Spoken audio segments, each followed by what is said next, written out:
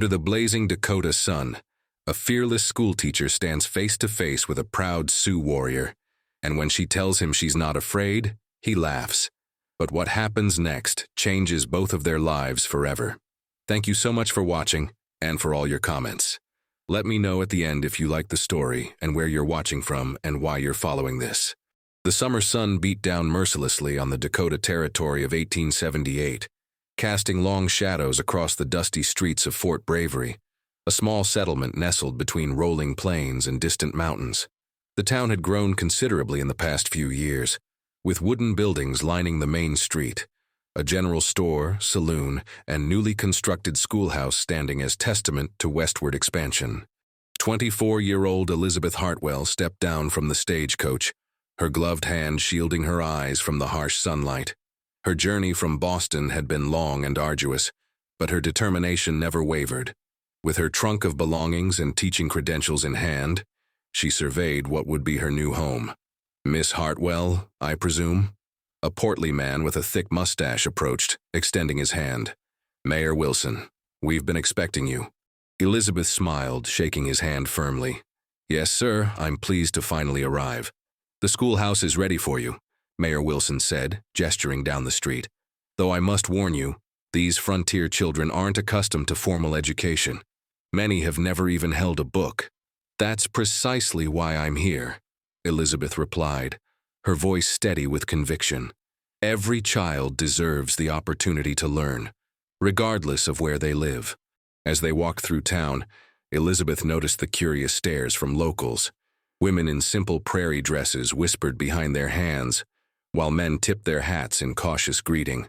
"The town council has arranged lodging for you above the general store," Mayor Wilson explained.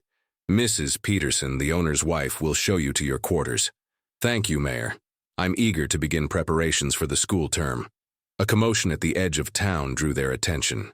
A group of Sioux warriors on horseback had arrived to trade at the general store, a common occurrence according to the mayor, but one that still created tension among the townspeople.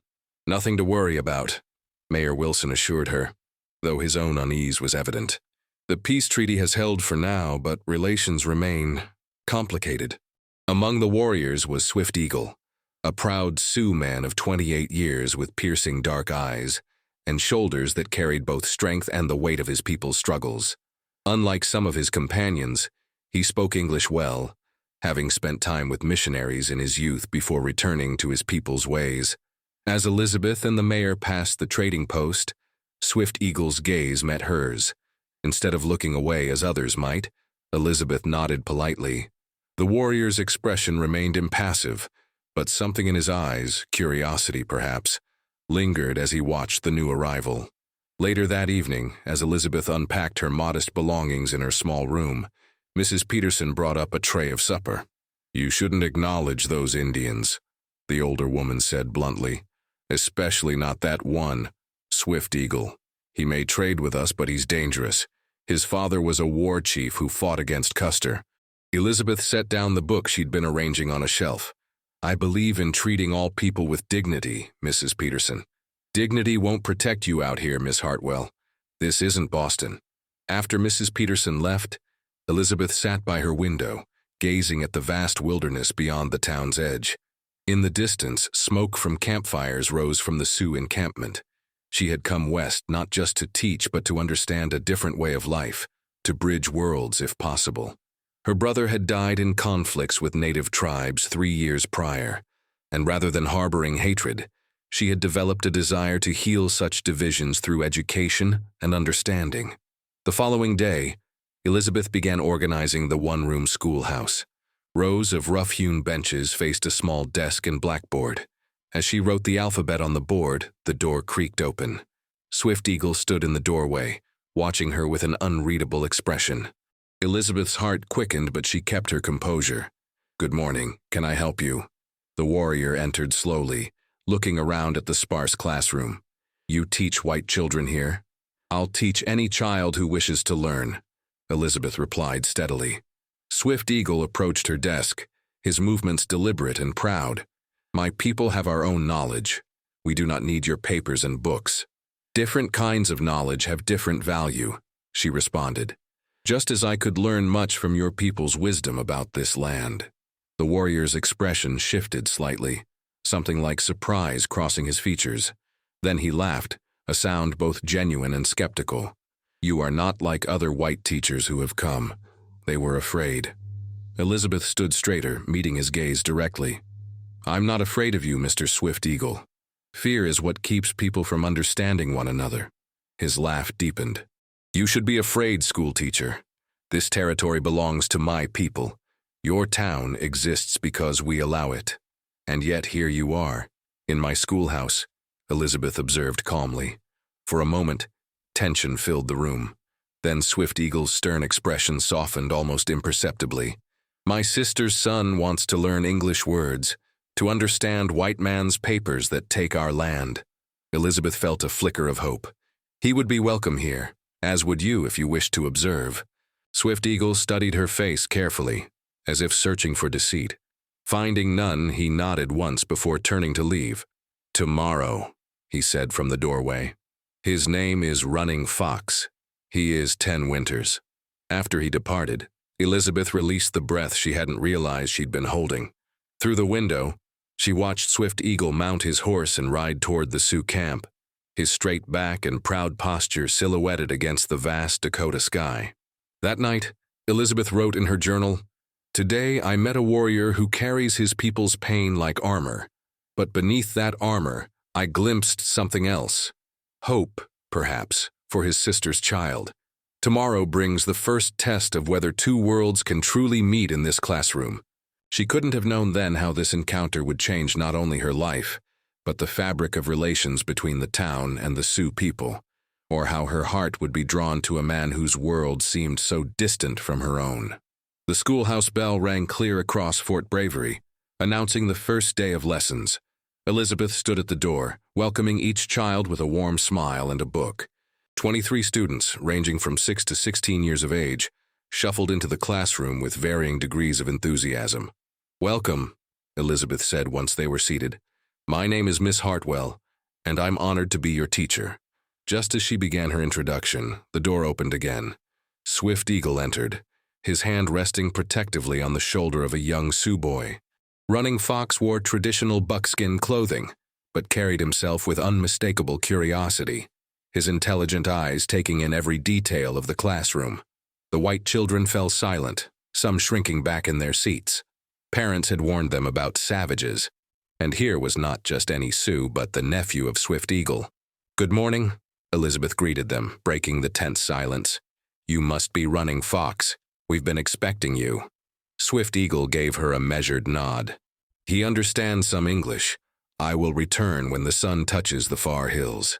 His voice was low and melodic, despite its formal tone. After Swift Eagle departed, Elizabeth gestured for Running Fox to take an empty seat in the front row. Some parents would object to his presence, she knew, but she would face that battle when it came. "Today, we begin our journey together," she announced to the class. "Knowledge is a gift that grows when it's shared." The morning progressed with basic letters for the younger children and reading exercises for the older ones. Elizabeth noticed how quickly Running Fox absorbed new information, his hand carefully copying English letters with remarkable precision. During the midday break, as children ate their packed lunches in the schoolyard, Elizabeth found Running Fox sitting alone beneath a cottonwood tree. "Would you like to share my lunch?" she offered, sitting beside him and opening her basket. The boy hesitated before accepting a slice of bread and cheese. "Your uncle speaks very good English," Elizabeth remarked. Running Fox nodded. "He learned from black-robed teachers when young, but then soldiers came to our village. After that, he returned to our ways. And yet he brings you here to learn," Elizabeth observed. "He says I must know both worlds to survive," the boy replied simply. Their conversation was interrupted by 3 older boys approaching, led by Thomas Wilson, the mayor's 13-year-old son. "My pa says Indians don't belong in school with decent folk," Thomas declared loudly. Elizabeth rose immediately. "Thomas Wilson, in my classroom we treat everyone with respect. He's not even a real person," Thomas continued, ignoring her. "Just a savage who—" "Enough!" Elizabeth's voice cracked like thunder. "You will apologize at once, or you will not return to my classroom." The confrontation drew the attention of other children and several passing adults, including Mrs. Peterson from the general store. "Miss Hartwell," Mrs. Peterson called, hurrying over. "You can't possibly allow that Indian child to attend school with our children. What were you thinking?" Elizabeth stood her ground. "I was thinking about education, Mrs. Peterson, about building bridges instead of walls." By afternoon, word had spread throughout Fort Bravery. When Swift Eagle returned for Running Fox, a small crowd of concerned parents had gathered outside the schoolhouse. "This is unacceptable," Mayor Wilson declared, stepping forward. "We hired you to teach our children, not to mix them with children eager to learn," Elizabeth interrupted. "Running Fox has as much right to an education as any child." Swift Eagle's expression remained stoic as he placed a protective hand on his nephew's shoulder. "We will not come where we are not wanted," he said, though Elizabeth detected a note of disappointment beneath his dignity. "You are wanted," Elizabeth insisted, looking directly at Swift Eagle, then at Running Fox, "by the person responsible for this school. Please return tomorrow." That evening, Mayor Wilson called an emergency town meeting at the church. Elizabeth sat alone in the front pew, as townspeople voiced their concerns about dangerous savages being allowed among their children. "The Sioux have respected the boundaries of our settlement," Elizabeth argued, when given the chance to speak. "Running Fox is a child seeking knowledge. Would you deny him that because of the circumstances of his birth? You don't understand our history with these people," a grizzled rancher called out. "They've killed settlers, burned homesteads. And how many of their villages have been destroyed?" Elizabeth challenged. "How many treaties broken? I came here not just to teach arithmetic and spelling, but to help build a future where such conflicts might end." The debate continued until Pastor Johnson, a quiet man who had listened more than spoken, finally rose. "Miss Hartwell makes a valid point," he said thoughtfully. "Our Lord taught us to love our neighbors. Perhaps it begins with their children learning alongside ours." Not everyone was convinced, but with the pastor's support, Elizabeth won a compromise. Running Fox could attend, provided Swift Eagle would help ensure peaceful relations between the town and the nearby Sioux encampment. The following morning, Elizabeth was arranging books when she heard footsteps. Looking up, she saw Swift Eagle, alone this time. "Running Fox will not come today," he said, his voice carefully controlled. "Or any day." Elizabeth's heart sank. "Because of yesterday's incident? I promise you I won't allow him to be mistreated." Swift Eagle moved closer, studying her with those penetrating eyes. "Why do you fight for this? Your people have taken our lands. Why would you now share your knowledge?" "Because I believe education belongs to no one people," Elizabeth answered honestly. "And because I've seen what hatred and fear can do. My brother died fighting native tribes 3 years ago." Surprise flickered across Swift Eagle's face. "Yet you do not hate us for this?" "I mourned my brother," she said softly. "But I came to understand that he died in a conflict fueled by misunderstanding and broken promises on both sides. I thought perhaps in my small way I might help prevent other brothers, other sons from being lost." Something shifted in Swift Eagle's expression. For the first time, he looked at her not as a curiosity or an adversary, but as a person whose heart he could begin to fathom. "Running Fox will return tomorrow," he said finally, "and I will come sometimes, to learn about these lessons you teach." As he turned to leave, Elizabeth called after him. "There's something else you should know." When he paused, she continued, "Thomas Wilson will apologize to Running Fox." His father agreed it was necessary, even if reluctantly. Swift Eagle nodded, the ghost of a smile touching his lips. "You are a warrior too, Miss Hartwell, but your weapons are words." Elizabeth watched him walk away, struck by the grace and strength in his movements. She couldn't deny the strange fluttering in her chest whenever they spoke, an inappropriate feeling, surely, given the vast differences in their worlds. And yet, as she prepared for the next day's lessons, she found herself looking forward to Swift Eagle's return with an eagerness that both troubled and intrigued her. Autumn painted the Dakota plains in rich golds and reds as Fort Bravery settled into an uneasy new rhythm. 2 months had passed since Elizabeth's bold decision to teach Running Fox, and while tensions remained, small changes were taking shape within the community. Running Fox now sat beside Emma Johnson, the pastor's quiet daughter, who had taken it upon herself to help him with difficult English words. Thomas Wilson, after a grudging apology, had developed a reluctant respect for the Sioux boy's skill at mathematics and his unmatched knowledge of local wildlife. True to his word, Swift Eagle occasionally observed classes from the back of the room, his presence both intimidating and reassuring. Elizabeth had grown accustomed to his thoughtful questions after lessons ended, questions that revealed a keen mind, interested not just in English words but in concepts of science, history, and philosophy. One crisp October afternoon, Elizabeth dismissed her students early to prepare for the harvest festival. She was erasing the blackboard when she realized Swift Eagle had remained behind. "Your children learn quickly," he remarked, approaching her desk. "They're bright students," Elizabeth agreed. "Running Fox especially has a natural gift for languages." Swift Eagle nodded with evident pride. "My sister was the same, before she walked to the spirit world." Elizabeth set down her chalk. "I'm sorry for your loss.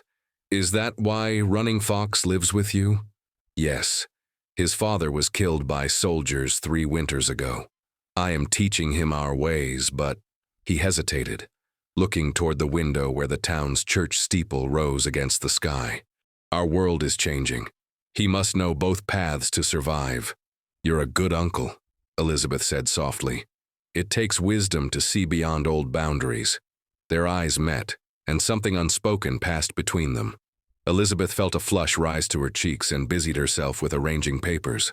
"Will you attend the harvest gathering tomorrow?" she asked, changing the subject. Swift Eagle's expression grew guarded. "Your town celebrations are not for my people." "This one could be," Elizabeth suggested. "I've spoken with Pastor Johnson. He agrees it would be a step toward better understanding if you and Running Fox would join us." She hesitated before adding, "I would be honored if you came." Before he could answer, the schoolhouse door burst open. Mrs. Peterson stood there, breathless and wide-eyed. "Miss Hartwell, come quickly. There's been an accident at the mill. Mr. Peterson sent me to fetch you. They need any educated person who might know something of medicine." Elizabeth grabbed her shawl, then turned to Swift Eagle. "Please excuse me. I will come with you," he said decisively. "I know healing ways." They hurried through town to the sawmill where a crowd had gathered. A worker lay on the ground, blood soaking through a makeshift bandage on his leg where the saw had caught him. The man's face was ashen, his breathing shallow. "Stand back," Elizabeth called, kneeling beside the injured man. She removed the blood-soaked cloth to examine the wound. It was deep and bleeding profusely. "He needs stitches," she said, looking up at the concerned faces around her. "And something to fight infection." Swift Eagle knelt opposite her. "I can help. My people have plants that stop bleeding and prevent death sickness." The mill owner, Mr. Chambers, stepped forward. "We don't need Indian medicine. The doctor from Fort Harrison will be here by tomorrow." "He'll be dead by tomorrow," Swift Eagle stated bluntly. Elizabeth met Swift Eagle's gaze across the wounded man. "What do you need?" "I have medicines in my pouch," he said, retrieving a small leather bag from his belt. "But I need clean water, fresh bandages, and strong thread for binding the wound." Mayor Wilson pushed through the crowd. "Now see here, we can't allow—" "James," Pastor Johnson interrupted, placing a restraining hand on the mayor's arm. "This man is dying. If Swift Eagle can help, we should let him try." Elizabeth organized the townswomen to boil water and tear clean sheets for bandages, while Swift Eagle prepared a poultice of herbs from his medicine pouch. Together they cleaned the wound, applied the poultice, and Swift Eagle demonstrated a stitching technique using sinew that Elizabeth quickly mastered with her nimble teacher's hands. As they worked, the crowd watched in silent fascination. Never before had they seen a white woman and a Sioux warrior work together with such focused harmony, their movements complementing each other as if they'd practiced for years. "The bleeding has stopped," Elizabeth announced finally, securing the last bandage. "His color is better too. He needs rest now," Swift Eagle said, "and this medicine must be taken when the sun rises and sets." He handed a small pouch of dried herbs to Mrs. Chambers. "Steep it in hot water," Elizabeth instructed, "like tea." As they washed blood from their hands in a basin of clean water, Elizabeth noticed the changed expressions of the townspeople watching them. There was still wariness, but also something new, respect, and perhaps a dawning realization that cooperation was possible. "You have healing hands," Swift Eagle told her quietly. "We made a good team," she replied with a smile. The following day, news spread that the mill worker was recovering well, fever-free and conscious, which many considered miraculous for such a severe injury. The harvest festival began at noon in the town square, with tables laden with food, fiddle music, and children playing games. Elizabeth was helping arrange pies when a murmur spread through the crowd.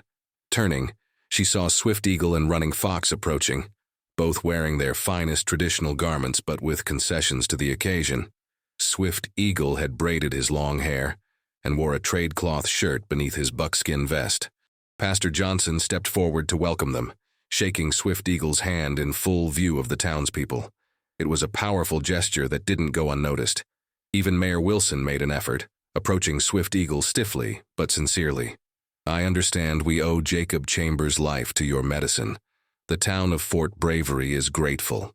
Throughout the afternoon, Elizabeth observed the cautious but genuine interactions between the townspeople and their Sioux guests. Running Fox joined the children's games, his laughter blending with theirs, while Swift Eagle spoke with several men about hunting techniques better suited to the changing seasons. As twilight approached and lanterns were lit, the fiddler struck up a lively tune for dancing. Elizabeth stood at the edge of the circle, clapping in time with the music, when Swift Eagle appeared beside her.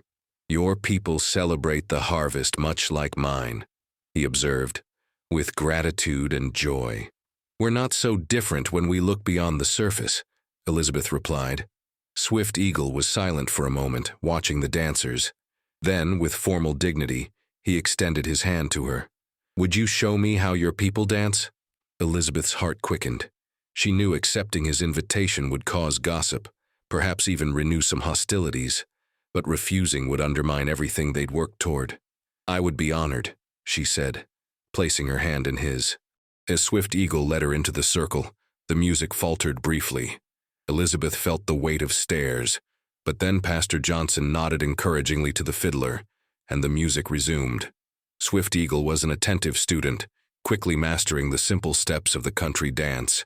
His hand was warm and strong around hers as they circled with the other dancers. For a few precious moments, the barriers between their worlds seemed to dissolve in the shared joy of music and movement. Later, as the celebration wound down, Swift Eagle walked Elizabeth back to her lodgings above the general store. "Thank you for coming today," she said as they paused at the foot of the external staircase leading to her quarters. "It meant more than you know."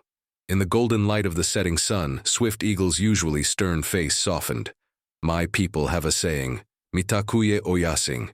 It means we are all related. Today I saw the truth of these words." He reached out slowly, as if giving her time to withdraw, and tucked a stray lock of hair behind her ear. The gentle touch sent a shiver through Elizabeth that had nothing to do with the autumn chill. "Good night, Elizabeth Hartwell," he said, using her full name for the first time. "I will see you when the morning sun returns." Elizabeth watched him walk away, aware that something profound had shifted between them, something as fragile as it was powerful. But as whispers from nearby porches reached her ears, she was painfully reminded of the obstacles they faced. A schoolteacher and a Sioux warrior, two worlds that had been at odds for generations. What future could possibly exist for the feelings growing between them? Winter descended on the Dakota Territory with fierce determination, blanketing Fort Bravery in snow and testing the resolve of both settlers and the Sioux people. The schoolhouse now featured a roaring stove at its center, around which children gathered during breaks, sharing stories and warmth. 3 months had passed since the harvest festival, and the tentative bridges built that day had strengthened despite the harsh weather. Trade between the town and the Sioux camp had increased, with Swift Eagle serving as the primary intermediary. Running Fox continued his studies, now joined by 2 more Sioux children, whose parents had cautiously agreed to Swift Eagle's encouragement. Elizabeth had become a respected figure in both communities. She spent weekday evenings teaching English to Sioux adults in their winter encampment, and weekends learning their language and customs in return. Her journals filled with observations about medicinal plants, star navigation, and the rich oral traditions of the Sioux people. But not everyone embraced this growing harmony. A faction led by Mr. Chambers, the mill owner, still harbored deep resentment toward the Sioux, despite Swift Eagle saving his worker's life. Chambers had connections with traders who profited from conflict and expansionist politicians who saw native tribes as obstacles to progress. On a bitter January morning, Elizabeth arrived at the schoolhouse to find a disturbing message painted across the door: "No Indian lovers." Inside, someone had overturned desks and torn pages from books. Her hands trembled as she began to clean up, fighting back tears of anger and disappointment. Swift Eagle found her there, kneeling amidst the destruction. He took in the scene with a carefully controlled expression that couldn't quite mask his pain. "This is what comes of trying to walk between worlds," he said softly. Elizabeth stood, brushing dust from her skirt. "No, this is what comes of fear, and we won't let it win." Together, they restored order to the classroom. As they worked, Swift Eagle told her of similar resistance within his own community. Elders who warned that too much interaction with white settlers would destroy their way of life. "Perhaps they are right," he admitted, setting a repaired desk back in place. "My people are caught between past and future like a deer between two hunters." Elizabeth placed her hand on his arm, feeling the tension in his muscles. "Or perhaps there's a path that honors both." The intensity in his eyes as he looked at her made her breath catch. They stood close, too close for propriety, with unspoken feelings hanging in the cold air between them. The moment was broken by Pastor Johnson's arrival. He surveyed the vandalism with dismay, then helped them complete the repairs before students arrived. "I've come with troubling news," he told them once the classroom was restored. "A telegram arrived for Mayor Wilson this morning. Government agents are coming to assess the Indian situation in our region. Mr. Chambers has been corresponding with officials in Washington." Elizabeth's stomach tightened with dread. "What does that mean for the Sioux?" "Nothing good," Swift Eagle answered grimly. "When government men come, they bring papers that take more land, or orders to move us farther west. I won't let that happen," Elizabeth declared, her voice fierce with determination. Swift Eagle studied her face. "This is not your battle, Elizabeth." "Yes, it is," she insisted. "These past months have taught me that injustice anywhere becomes everyone's battle eventually." News of the coming officials spread quickly through both communities. Elizabeth worked tirelessly, enlisting Pastor Johnson's help to draft letters to sympathetic newspapers and politicians back east, describing the peaceful coexistence developing in Fort Bravery. Mayor Wilson, seeing potential economic benefits in continued trade, reluctantly supported their efforts. Swift Eagle, meanwhile, prepared his people for possible conflict, while emphasizing the importance of maintaining peace if possible. The trust he'd built with the townspeople made him increasingly influential among his own people, though some warriors still questioned his approaches. 2 weeks later, a military escort arrived with 3 government officials. The town gathered in the church as Mayor Wilson made introductions. "Commissioner Bradford," he said, gesturing to a stern-faced man in an expensive suit, "has come to evaluate relations between Fort Bravery and the neighboring Sioux." Bradford stepped forward. "I'll be direct. Settlements throughout the territory report hostilities with native tribes, yet I hear Fort Bravery has established unusual arrangements." His tone made the word sound distasteful. "I'm here to determine if these arrangements serve the government's interests." Elizabeth's hand tightened around her notebook as she recognized the underlying threat. The government's interests rarely aligned with those of the native peoples. The officials spent the next 3 days observing the town, interviewing residents, and visiting Elizabeth's classroom. They seemed particularly disturbed by the sight of white and Sioux children learning side by side. "Most irregular," Bradford muttered during his observation. "These children should be sent to proper Indian schools, where they can be civilized properly." Elizabeth bit back a sharp retort, aware that antagonizing him would only harm their cause. On the 4th day, the officials requested a meeting with the Sioux leaders.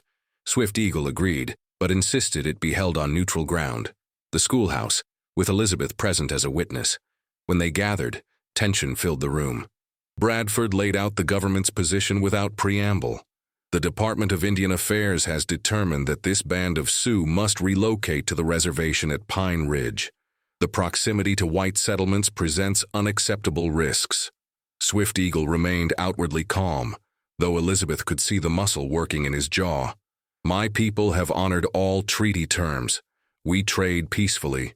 We cause no trouble. Treaties change, Bradford replied dismissively. Progress requires it. What you call progress, we call broken promises, Swift Eagle countered. As the debate grew heated, Elizabeth intervened. Commissioner Bradford, before you make your final decision, I'd like to present evidence of the benefits our communities have gained through cooperation.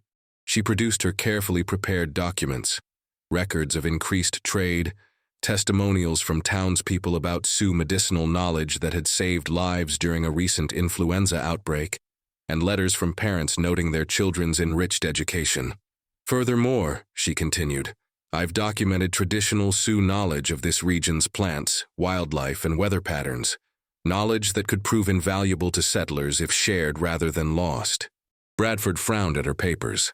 Miss Hartwell, your attachment to this cause is well known. Your objectivity is questionable. Then question the facts themselves, she challenged.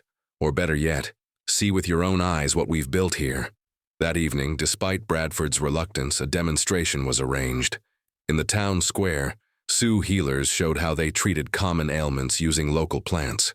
Swift Eagle and other hunters explained tracking techniques that had helped settlers locate lost livestock during blizzards.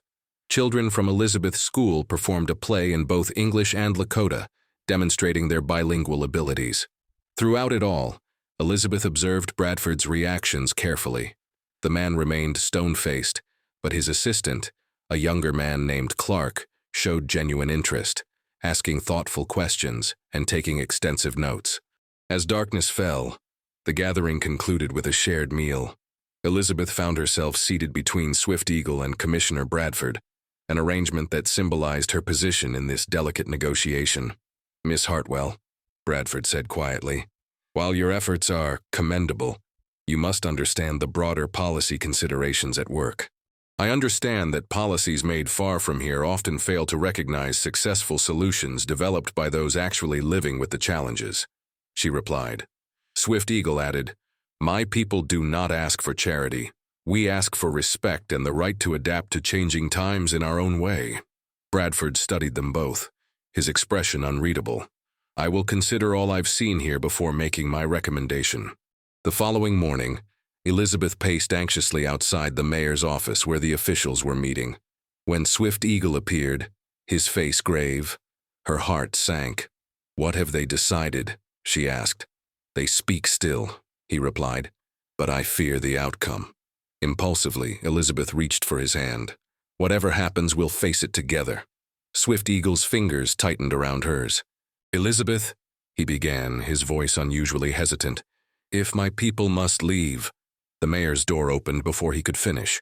Bradford emerged, followed by his assistants and Mayor Wilson. After careful consideration, Bradford announced to the small crowd that had gathered, I have determined that the current situation warrants further study before any relocation orders are issued. Elizabeth exhaled in relief, but remained wary of the carefully chosen words. To that end, Bradford continued, I am establishing a 6-month observation period.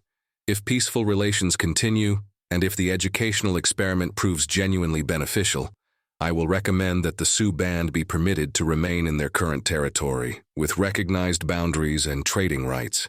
It wasn't a complete victory, but it was far better than forced relocation.